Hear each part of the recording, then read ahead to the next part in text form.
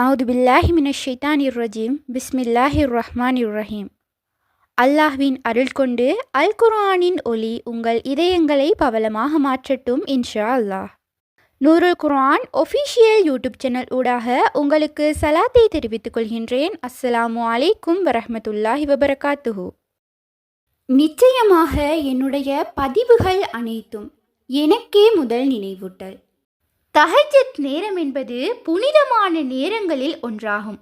எல்லா நேரங்களும் நல்ல நேரங்களே. எனினும் சில நேரங்களை அல்லாஹ் புனிதமான நேரங்களாக வைத்துள்ளான். அந்த வகையில் புனிதமான இந்த தஹஜ்ஜத்துடைய நேரத்தில் கேட்கப்படக்கூடிய துஆக்களை அல்லாஹ் அங்கீகரித்தருள்வான். தஹஜ்ஜத்துடைய நேரத்தில் துஆக்களை நாம் கேட்கின்றவற்றை வெகு விரைவிலேயே நிறைவேற்றி தரக்கூடிய ஒரு அமலினை இன்று தெரிந்து கொள்வோம். இன்றைய காலகட்டத்தில் பலரும் பல தேவைகளாலும் பிணையப்பட்டு இருக்கின்றார்கள். ஏதாவது ஒரு வகையில் ஆசைகளோ தேவைகளோ நிறைவேறிவிடாதா என்று நினைத்து கொண்டிருப்போர் பலராக இருக்கின்றோம். எல்லோருமே ஓதி பயனை பெற்றுக்கொள்ளக்கூடிய அமல் இதுவாகும். பலரினதும் வாழ்க்கையில் மாற்றத்தை ஏற்படுத்தக்கூடிய ஒரு சூறாவாக இது காணப்படுகின்றது. சில பேருக்கு இந்த சூறா மிகவும் விருப்பமான ஒன்றாகவும் இருக்கின்றது. தஹஜ்ஜத்தில் இதனை ஓதிவிட்டால் மன நிறைவாக காணப்படும். தஹஜ்ஜத்தினுடைய தொழுகையினை தொழுதாலே நிம்மதி, சந்தோஷம், மன அமைதி என்பவற்றை பெற்றுக்கொள்ள முடியும். எனினும் இந்த பதிவினில் குறிப்பிட போகும் ஒரு அமலினையும் செய்வதன் மூலம் மிகவும் திருப்தியாக இருக்கும். நாங்கள் ஒரு நல்ல அமலினை செய்திருக்கின்றோம். அல்லாஹ்வின் உதவி எங்களுக்கு எல்லா காரியங்களிலும் கிடைக்கும். இதை எல்லா சந்தர்ப்பத்திலும் ஓதக்கூடியதாக இருக்கும். ஆனால் தஹஜ்ஜத்துடைய புனிதமான அந்த நேரத்தில் ஓதுவது மிகவும் சிறப்பானதாக இருக்கும்.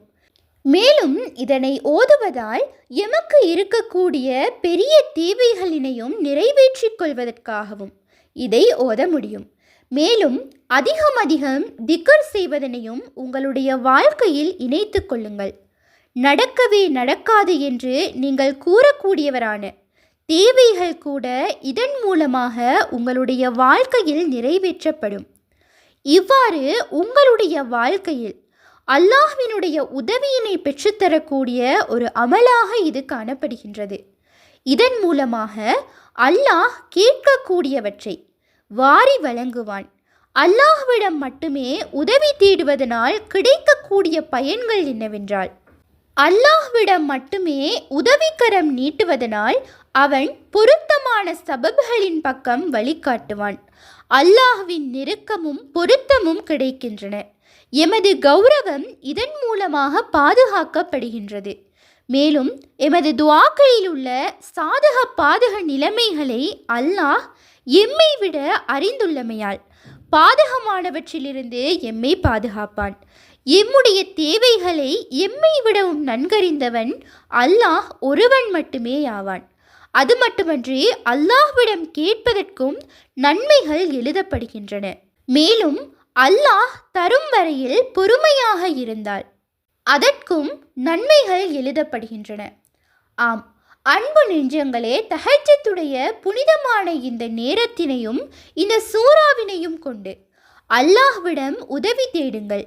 நிச்சயமாக நம்பிக்கையாளர்களுக்கு நற்கூலி இருக்கின்றது. இதனை கொண்டு உங்களுடைய பெரிய தேவைகளினையும் அல்லாஹ்விடம் முறையிடுங்கள். எதை கேட்டாலும் அல்லாஹ் தருவதற்கு தயாராக இருக்கின்றான்.